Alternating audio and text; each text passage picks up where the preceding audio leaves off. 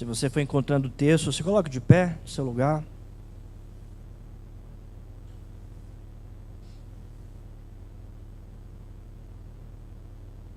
Efésios, capítulo 6.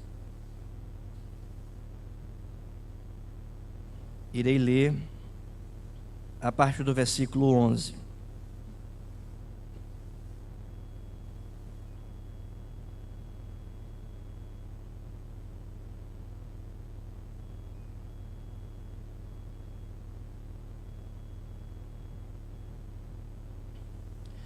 Assim diz a palavra do Senhor. Revesti-vos de toda a armadura de Deus, para poderdes ficar firmes contra as ciladas do diabo.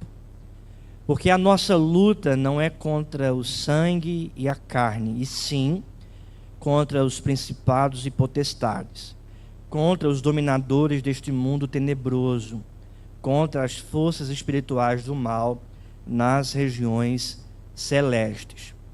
Portanto, tomai toda a armadura de Deus, para que possais resistir no dia mau e, depois de terdes vencido tudo, permanecer inabaláveis. Só até aí, vamos orar. Senhor Deus, Pai querido, Pai amado, Deus da nossa aliança, nós lemos a Tua palavra, Senhor. Pai, nós rogamos a Ti, tem misericórdia de nós, fala ao nosso coração. Abre, Senhor, os nossos olhos para contemplarmos as maravilhas da Tua lei. É o que nós te pedimos, ó Deus, em nome de Jesus. Amém. Podeis sentar, meus irmãos.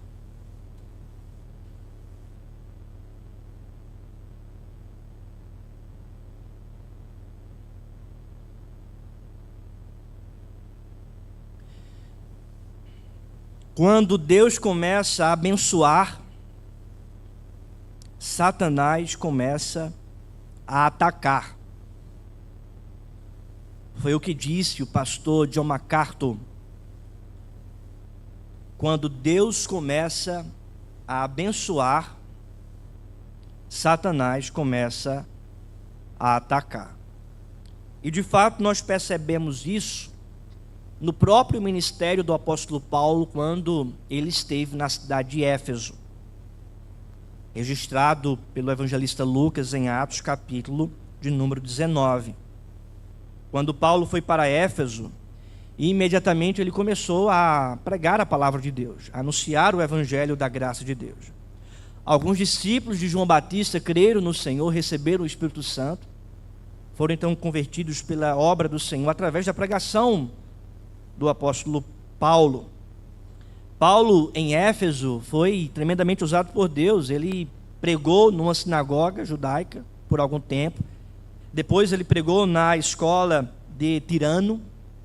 E também passou um bom tempo pregando naquela cidade. Alguns estudiosos tratam ali de um ministério relevante, importante, porque de Éfeso muitas igrejas foram plantadas ao redor daquela cidade. As igrejas, por exemplo, em Apocalipse, quando Deus se revela para João na ilha de Patmos, que manda ele escrever para as igrejas, eram justamente igrejas que foram plantadas a partir desse ministério de Paulo em Éfeso.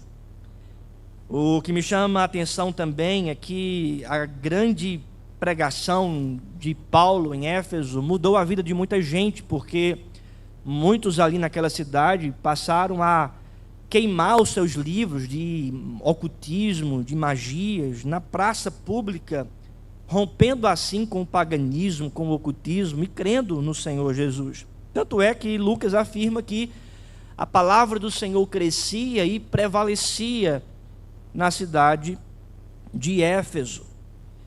Entretanto, irmãos, desde o início, Paulo ele foi tremendamente bombardeado por Satanás. Em Éfeso, o apóstolo Paulo ele foi expulso da sinagoga por causa da pregação. Foi perseguido pelos judeus. Em Éfeso, alguns exorcistas judeus, apóstatas, também se oporam contra o ministério do apóstolo Paulo. Em Éfeso também, conta o historiador Lucas, em Atos 19, que Demétrio, um ourives, porque não estava mais fazendo imagens para aquelas pessoas ali diante do templo da deusa Diana, porque muitos se converteram, ourives estava entrando numa profissão em declínio, porque ninguém queria mais comprar imagens para adoração, e ele então vai instigar, fomentar uma confusão na cidade de Éfeso, que diz que toda a multidão daquela cidade arrastaram alguns discípulos de Paulo, do Senhor Jesus, foram para a praça, e toda a cidade começaram a gritar por mais de 2 horas: grande é a Diana dos Efésios, grande é a Diana dos Efésios, como uma objeção diabólica contra a pregação de Paulo e o ministério cristão ali na cidade de Éfeso. Tanto é que os seus discípulos falaram para Paulo: Paulo, não vai para a praça porque não é apropriado. A história conta que aqueles homens ali, aquela grande multidão, estavam furiosos por causa da pregação e da mudança que o evangelho trouxe na vida de muita gente. E o que poderia acontecer era o próprio martírio de Paulo, por isso que eles impediram, de fato, de Paulo ir para a praça. A grande verdade é que Paulo, irmãos, enfrentou muita objeção de Satanás. Porque onde a obra do Senhor está realmente sendo feita, Satanás não deixa de se opor. A fúria daquelas pessoas na cidade de Éfeso contra o evangelho, a perseguição dos judeus, a perseguição do povo ali na cidade de Éfeso, pedindo para maltratar, matar os seguidores de Cristo. O povo dizendo: grande é a Diana dos Efésios, manifestando assim uma idolatria contra a pregação do evangelho. Isso tudo, irmãos, é artimanha de Satanás contra a igreja de Cristo e contra os ministros do evangelho do Senhor Jesus. Como crentes em Jesus Cristo, não somos apenas filhos. Como crentes no Senhor Jesus, não somos apenas servos, mas como crentes no Senhor Jesus, também somos soldados. E temos então uma luta, uma batalha, que é uma luta e uma batalha contra o inimigo de Cristo e da igreja. A gente olha para a carta de Paulo aos Efésios e nós percebemos que o verdadeiro cristão foi abençoado por Deus nos primeiros capítulos, 1, 2 e 3. E esse cristão que foi abençoado por Deus nos primeiros capítulos, foi também direcionado por Deus para viver a lei de Deus, no capítulo 4 e 5. E esse cristão que foi abençoado por Deus nos primeiros capítulos e direcionado por Deus para obedecer à lei de Deus nos capítulos 4 e 5, é agora chamado para o conflito. Certamente o cristão, ele receberá a oposição de Satanás. A vida de fé é uma batalha, é uma guerra em grande escala, porque quando Deus começa a abençoar, como eu falei no início, Satanás começa a atacar. Até mesmo, irmãos, os anjos de Deus enfrentam oposição quando eles ministram em nome de Deus. O anjo enviado para Daniel foi contestado por um demônio por 21 dias, registrado em Daniel, capítulo 10. O arcanjo Miguel teve até uma batalha contra o próprio Satanás sobre o corpo de Moisés, registrado em Judas, versículo 9. Para a igreja de Tessalônica, Paulo refletiu sobre a batalha quando ele disse: por isso quisemos ir até vós, pelo menos eu, Paulo, não somente uma vez, mas 2. Contudo, diz Paulo, Satanás nos barrou o caminho. Os crentes são atacados pessoalmente, como também corporativamente pelo inimigo. Paulo advertiu aos Efésios que eles deveriam permanecer firmes em Atos 20, porque entrariam lobos ferozes para devorar a igreja de Cristo. Eles deveriam, portanto, permanecerem firmes no Senhor. E Paulo também escreve em sua segunda carta aos Coríntios, no capítulo 2, versículo 11, que os crentes deveriam estar atentos, sóbrios e firmes no Senhor diante dos esquemas de Satanás, para que os crentes não ignorem as suas ciladas e os seus esquemas. Reconhecendo, irmãos, os esquemas de Satanás, o apóstolo Paulo agora escreve nessa parte final da carta aos Efésios que nós temos uma luta, uma batalha, dando assim, irmãos, um incentivo e uma advertência para aquela igreja, para que a igreja permaneça firme diante das seduções, das propostas, sugestas e dos ataques do inimigo contra a vida da igreja. O apóstolo Paulo, portanto, nesse trecho que lemos, ele está advertindo a igreja em relação a essa batalha, que começou na nossa vida cristã e só vai terminar na consumação da história. É importante, portanto, lembrar que a nossa jornada cristã, ela não é um mar de rosas. A nossa vida cristã não é um retiro de férias, mas a nossa vida cristã é marcada por um conflito, por uma batalha, por uma luta. E entre o início da nossa jornada cristã e o final da nossa vida cristã e a consumação dos séculos, existe então essa batalha, que é real, que é perigosa e que trazem cicatrizes para as nossas almas, para a nossa vida. É sobre essa batalha, irmãos, descrita aqui nesse texto, que eu gostaria de meditar com a igreja. A batalha espiritual. Primeira verdade, o apóstolo Paulo fala sobre a provisão. Para a batalha espiritual, existe uma provisão de Deus. Então, a primeira verdade é a provisão. A provisão. Veja o que diz o texto, versículo 11. Vamos ler juntos em uma só voz. Revesti-vos de toda a armadura de Deus, para poderdes ficar firmes contra as ciladas do diabo. O apóstolo Paulo está apresentando, irmãos, aqui uma provisão. Uma provisão de Deus para o seu povo, para que o seu povo possa, de fato, entrar nesse conflito, com essa provisão, entrar nessa batalha, com essa instrução, essa provisão. E a provisão apresentada pelo apóstolo Paulo é justamente a armadura de Deus. Paulo diz: olhe, vocês devem se fortalecer no Senhor, porque existe o conflito.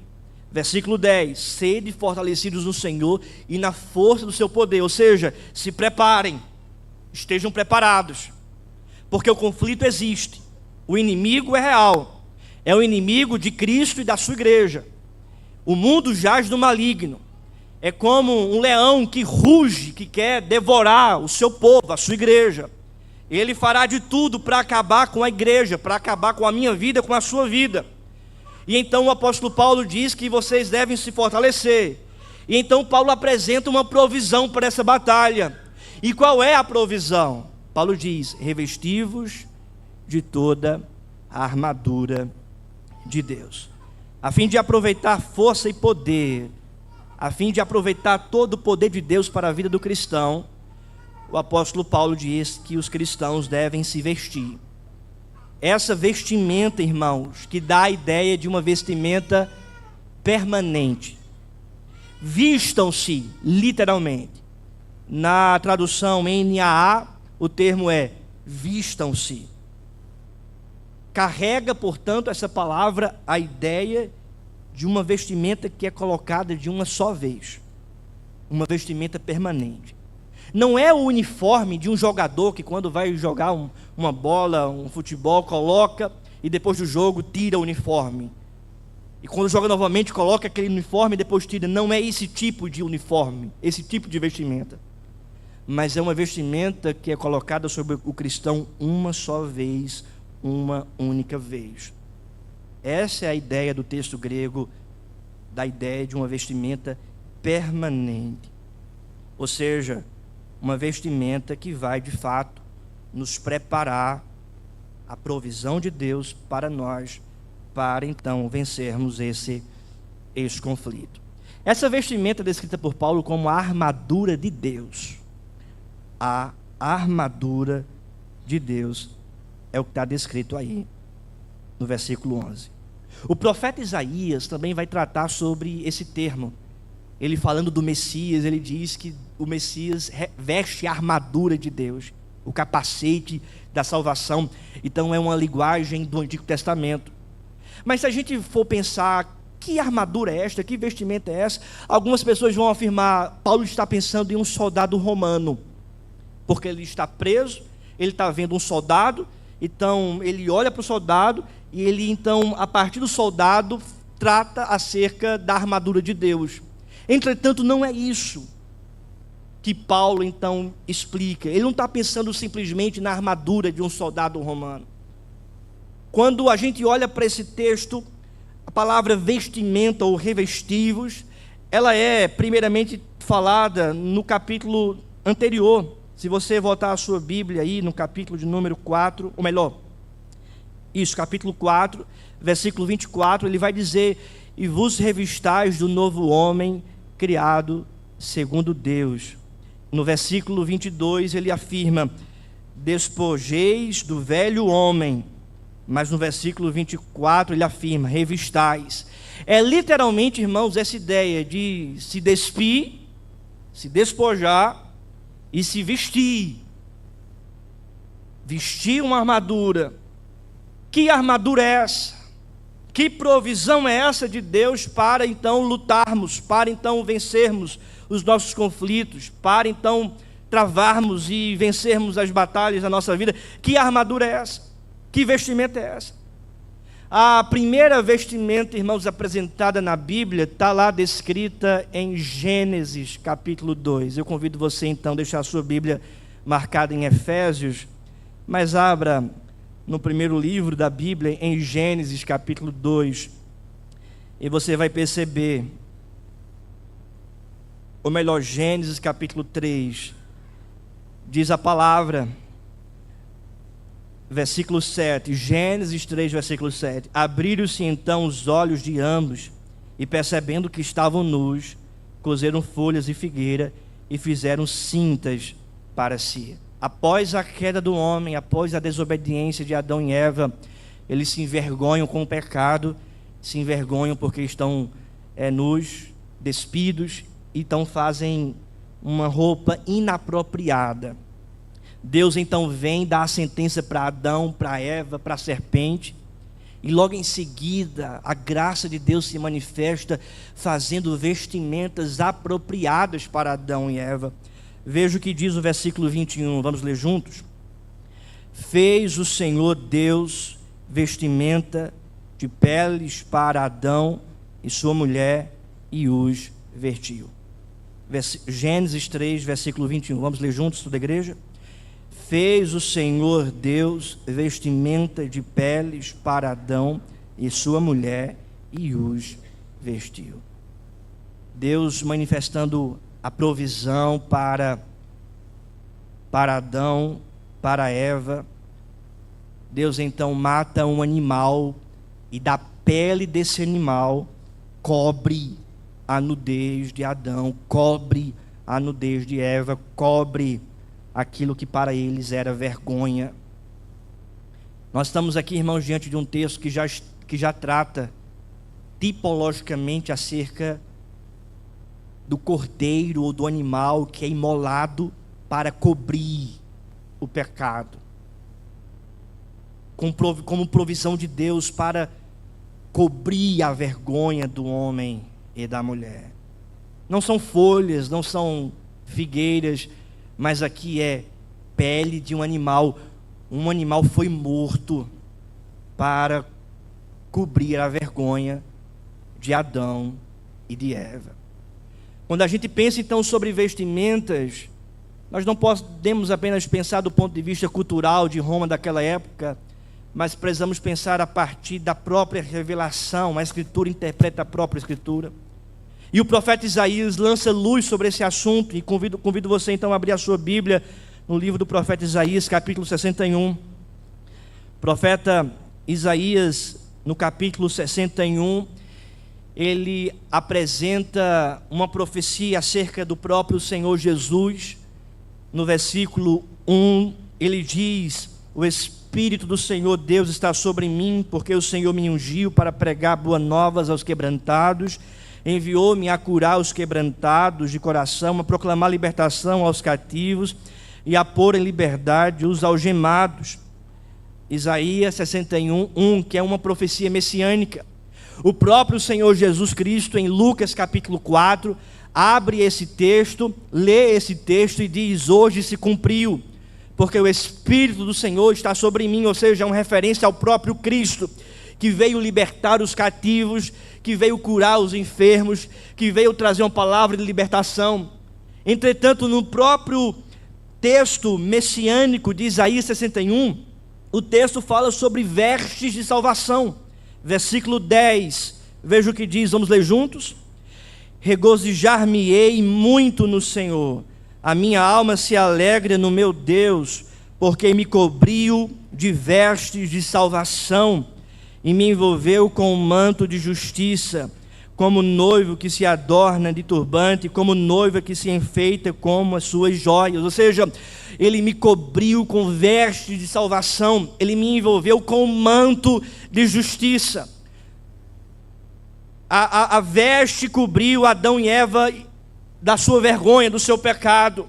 O profeta Isaías, profetizando acerca de Jesus, ele disse que o Salvador iria cobrir o seu povo com vestes de salvação, um manto de justiça. A palavra de Deus diz que nós somos injustos, mas pelo sangue de Jesus Cristo, pela morte de Jesus Cristo, aqueles que se arrependem e creem em Jesus Cristo, recebem, portanto, a justiça de Deus.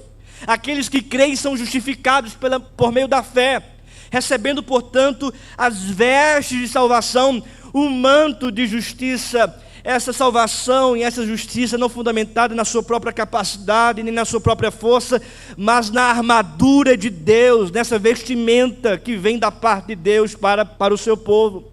Portanto, quando você volta lá para Efésios capítulo 6, versículo de número 11, Paulo afirmando, revestivos de toda a armadura de Deus, Paulo não está pensando em um soldado romano, Paulo não está pensando em alguma coisa que você pode fazer com as suas habilidades, Paulo não está pensando em você pegar alguma armadura deste mundo e pôr sobre si, mas Paulo está pensando aqui em Cristo Jesus, em você se vestir de Cristo, em você se vestir da justiça de Cristo, em você então se vestir da armadura de Deus, que é o próprio Cristo. Paulo não tem em mente uma outra pessoa a não ser Jesus Cristo de Nazaré. Ele é a armadura de Deus, que é a provisão do Senhor para a nossa vida, para vencermos o conflito nessa jornada cristã. Revestivos de toda a armadura de Deus. Tanto é que Paulo vai explicar acerca dessa armadura no versículo de número 14. Estais, pois, firmes, cingindo-vos com a verdade. Cingindo-vos com a verdade. Quem é a verdade? Jesus disse: eu sou a verdade, o caminho e a vida. Vestindo-vos da couraça da justiça. Quem é a nossa justiça? Nós não temos justiça própria, nossa justiça é Cristo. Calçai os pés com a preparação do Evangelho da paz. Quem é que trouxe a boa nova de paz para a nossa vida? Cristo.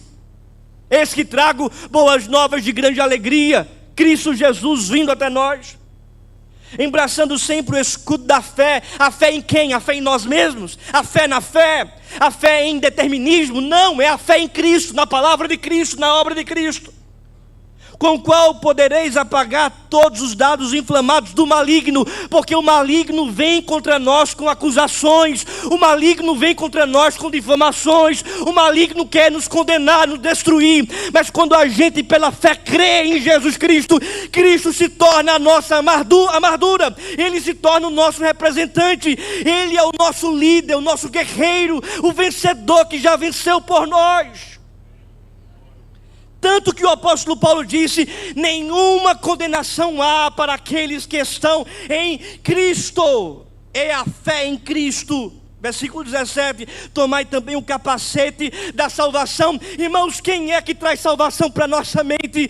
Quem é que traz salvação para o nosso coração? Quem é que traz salvação para a nossa vida, senão Cristo? A espada do Espírito, que é a palavra de Deus.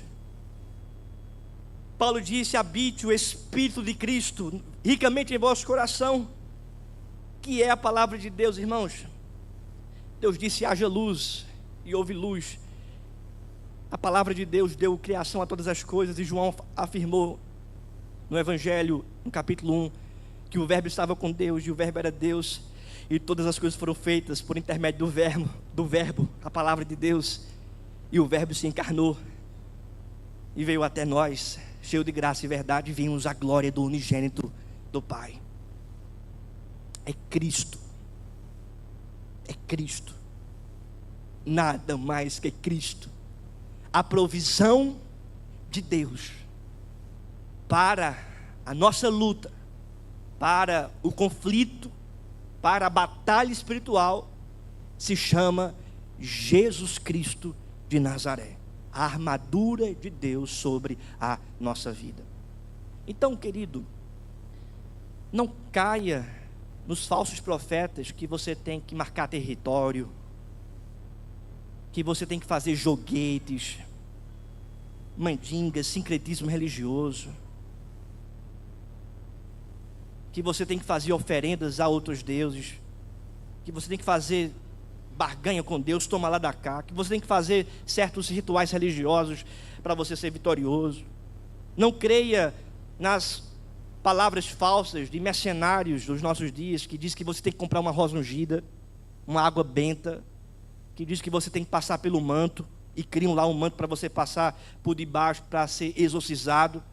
Não creia nessa palavra falsa, diabólica, que quer separar você de Cristo, porque eu digo para você, a armadura de Deus para a nossa vida se chama Jesus Cristo, e se você se arrepende dos seus pecados e crê em Jesus Cristo, você tem essa armadura.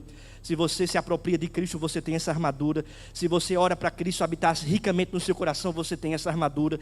Se você pede para você diminuir, para que Cristo cresça em você, você tem essa armadura. É lembrando sempre de Cristo, você é de Cristo e nada pode tocar na sua vida. Cristo é suficiente para nós. Essa é a armadura de Deus. Para quê? Para poder ficar firmes. Firmes.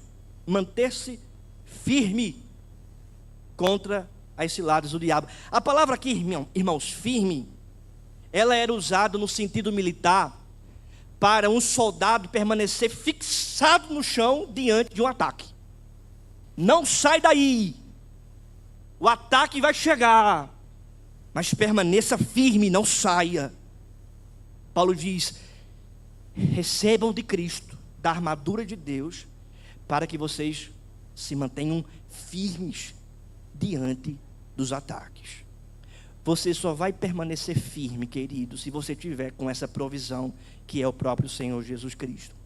Você só vai permanecer firme se você se revestir dessa armadura de Deus, que é o próprio Cristo.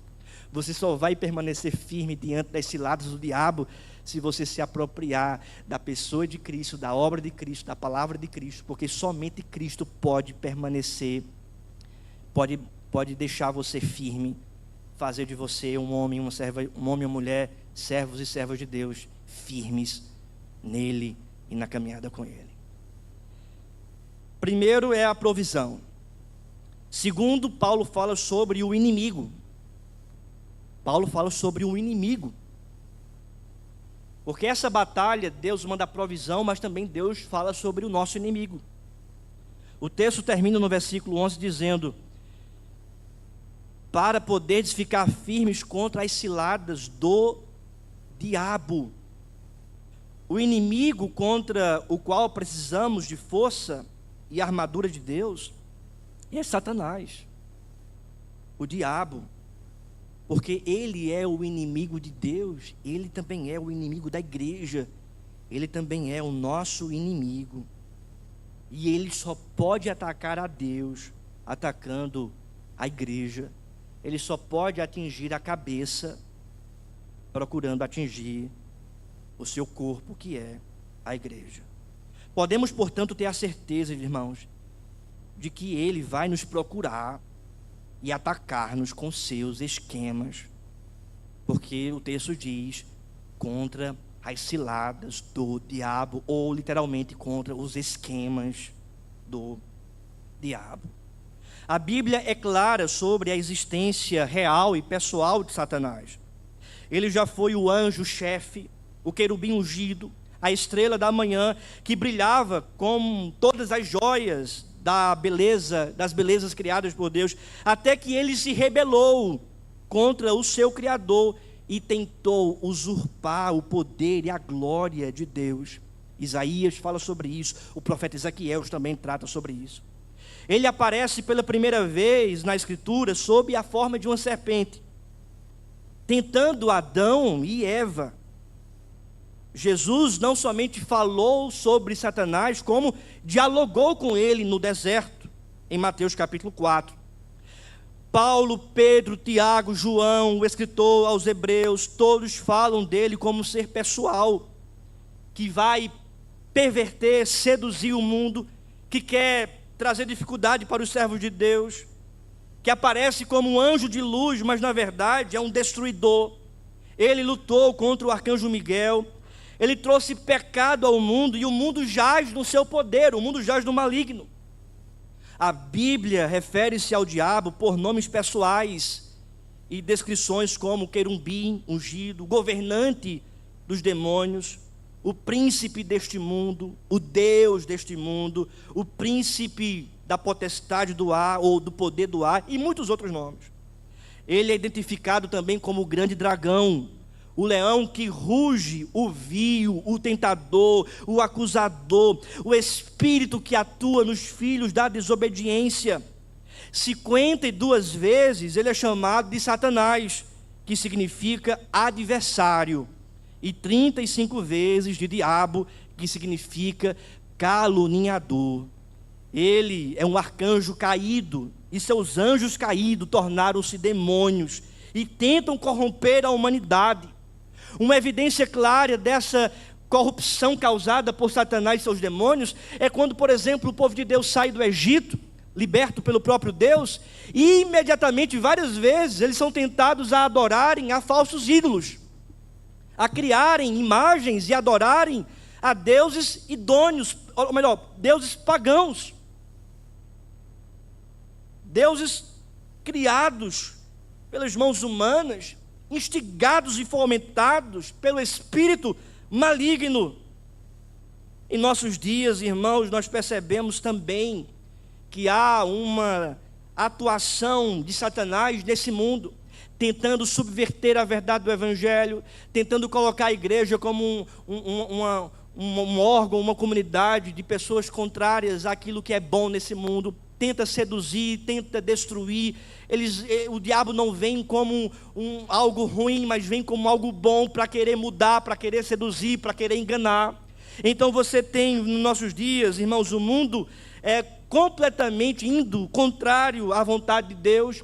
Você vê, por exemplo, o movimento da libertação da mulher, que tenta desvirtuar os papéis criados por Deus, e isso é sugestão de Satanás, que nega a ordem da criação.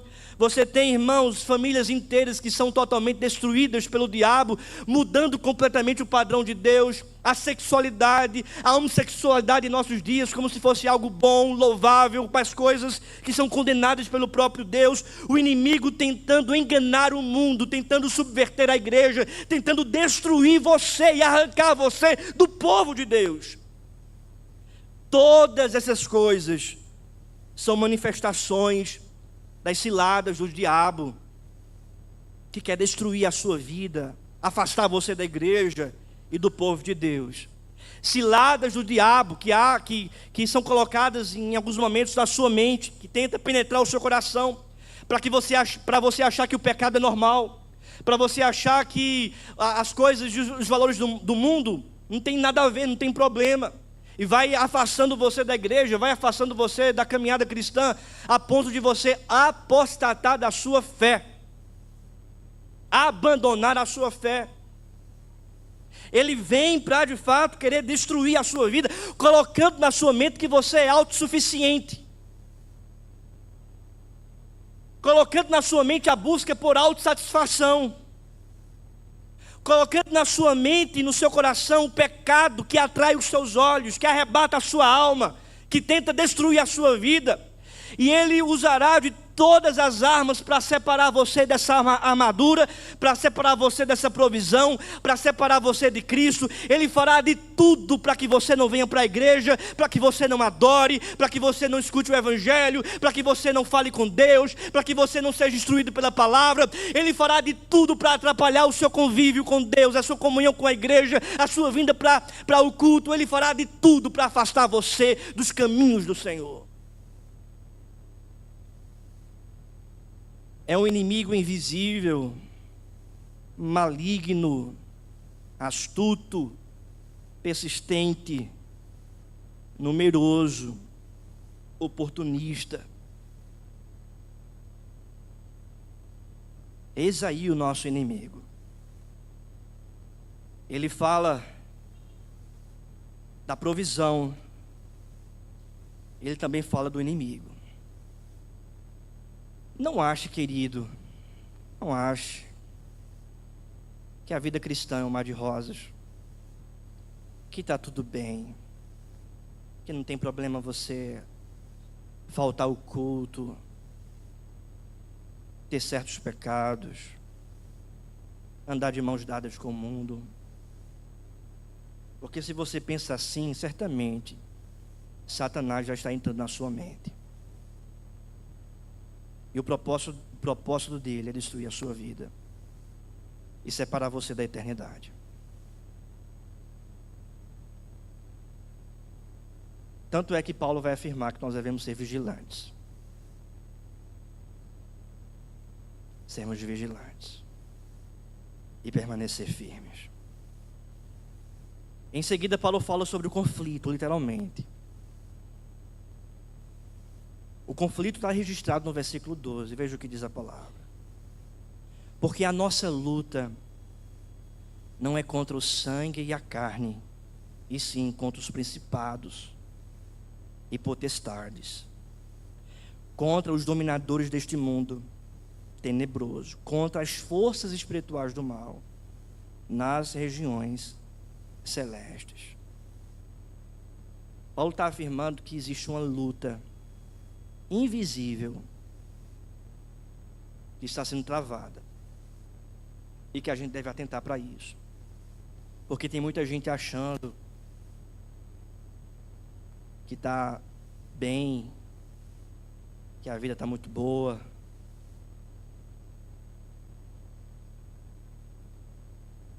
e não acha que é um conflito, que é uma batalha. Paulo, portanto, está aguçando a nossa mente para nos informar. Nós estamos em um conflito, o inimigo é real, e ele não vem com brincadeira. Ele não vem com brincadeira. Como é que se dá essa luta, esse conflito? Ele diz, não é contra carne e sangue. Não são contra coisas visíveis. Não é contra as coisas que você vê nesse mundo. Mas essa luta é contra o diabo e os seus demônios. Contra principados e potestades. Contra os dominadores deste mundo tenebroso. Veja a expressão dominadores deste mundo tenebroso. Alguns estudiosos afirmam que o diabo e os seus demônios, eles regem poder nesse mundo a partir de autoridades, a partir de um sistema mudando que milita contra os valores do Evangelho. Eles dominam. O mundo jaz no maligno, ou seja, o mundo é dominado por Satanás e os seus demônios. Dominadores deste mundo tenebroso, veja, contra forças espirituais do mal. São forças espirituais do mal nós não enxergamos, nós não vemos, mas essas forças estão vindo contra nós, querendo bombardear a nossa vida a todo custo. E você pensa que não, eu vou deixar o meu filho, a minha filha assistir qualquer série na Netflix, as séries que tratam de valores anticristãos, e está lá o inimigo doutrinando a sua criança. Você está achando que não tem problema nenhum você andar de mãos dadas com o pecado, é uma coisa pequena, mas esse pecado vai gerar um abismo na sua alma, no seu coração, e certamente lá na frente você estará destruído.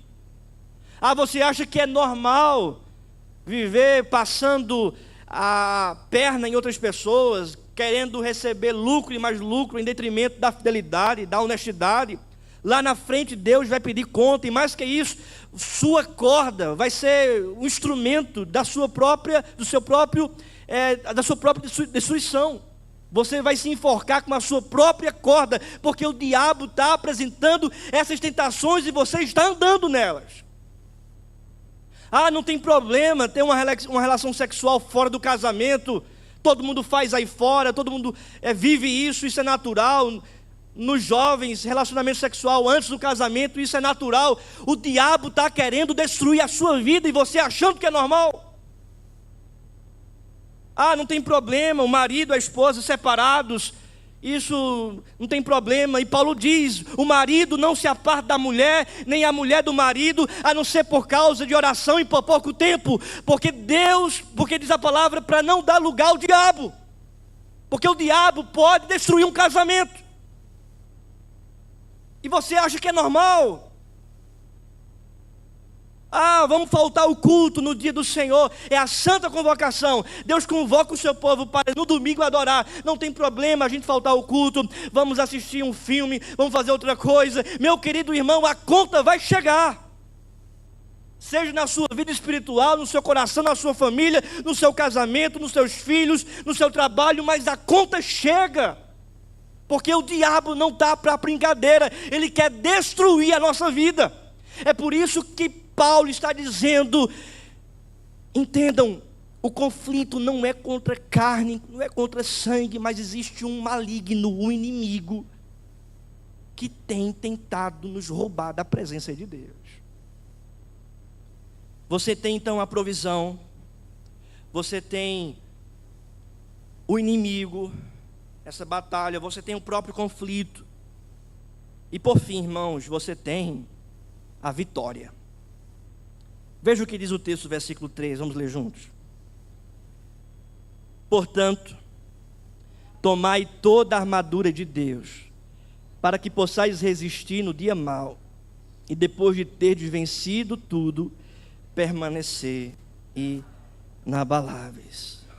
Ainda bem, meus irmãos, que existe esse versículo, porque diante do que Paulo vem apresentando, parece que a vitória está distante de nós, parece que a causa está perdida, porque tem um inimigo tenebroso, forças espirituais, o maligno que vem para querer nos destruir.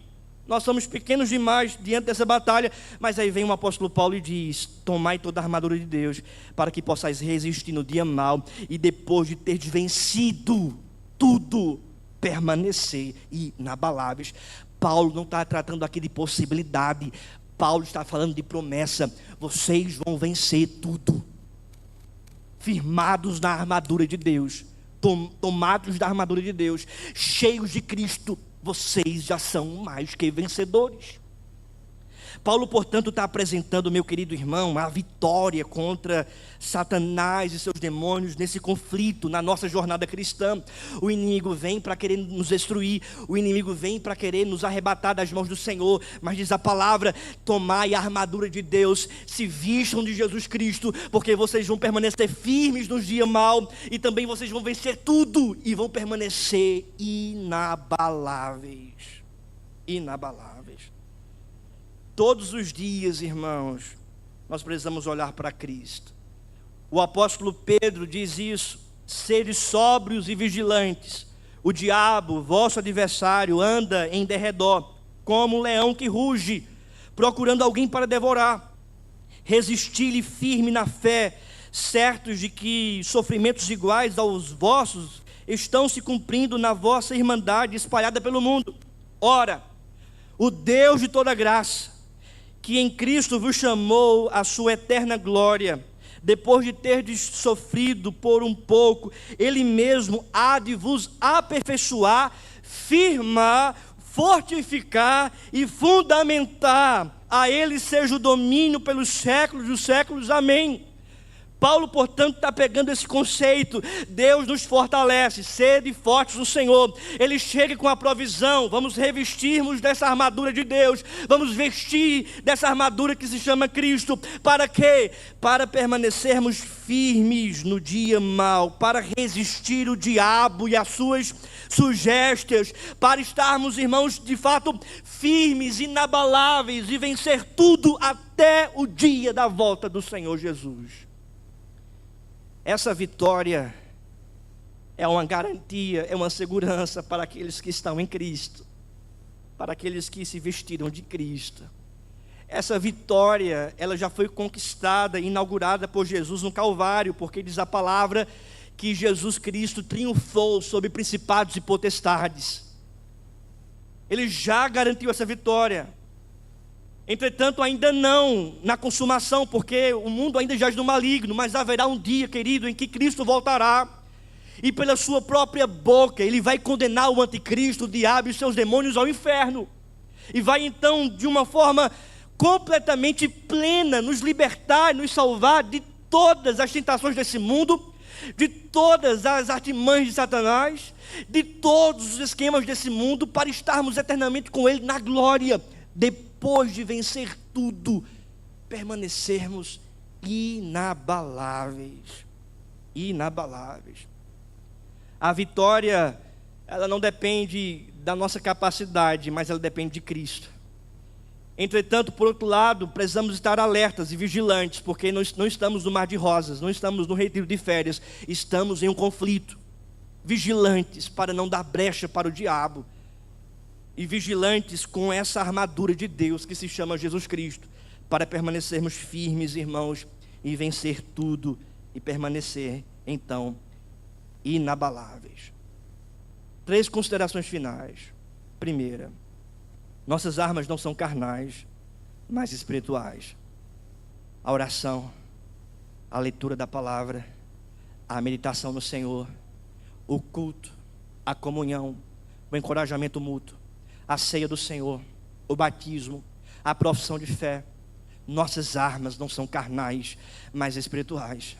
Nós só podemos permanecer, irmãos, vigilantes, usufruindo dessas armas que o próprio Senhor Deus dá para cada um de nós. Segunda consideração, nossa luta não é apenas nossa, mas é de Deus. Porque esse inimigo não é apenas nosso, mas é o inimigo que luta contra Deus. Essa guerra, irmãos, não é nossa, mas é de Deus. E Deus mesmo pelejará contra esse inimigo. Deus mesmo pelejará a favor de nós. Ele quem está à nossa frente, Ele é a nossa armadura, Ele é o nosso príncipe, o nosso líder que está à nossa frente para lutar a favor de nós, irmãos, e nos dar a vitória. E terceira e última consideração, nossa vitória foi inaugurada com Cristo e será consumada por Ele. Nossa vitória foi inaugurada por Cristo e será consumada por Ele. Nós já começamos a vencer quando Cristo veio e foi crucificado e pisou na cabeça da serpente, foi sepultado e ressuscitou ao terceiro dia. Ele é o vencedor, Ele é o vitorioso. E nós que estamos em Cristo fomos chamados também de mais que vencedores por causa do Cristo que nos amou. Por esta razão, irmãos, Cristo já inaugurou a vitória e um dia essa vitória será consumada em sua volta. Um dia Cristo voltará com sua glória, com seu poder. Todo o mal, portanto, será condenado ao inferno, será destruído e a igreja vai subir para a glória eterna, para viver plenamente das benécias de Deus. Nossa vitória já foi inaugurada com Cristo e será consumada por Ele. O conflito existe, a batalha espiritual ela é real, mas o nosso Deus, Ele é maior, e o nosso Deus, irmãos, está à nossa frente para nos conduzir, com a sua provisão, com a sua armadura e com a sua vitória. Fiquemos de pé e vamos orar.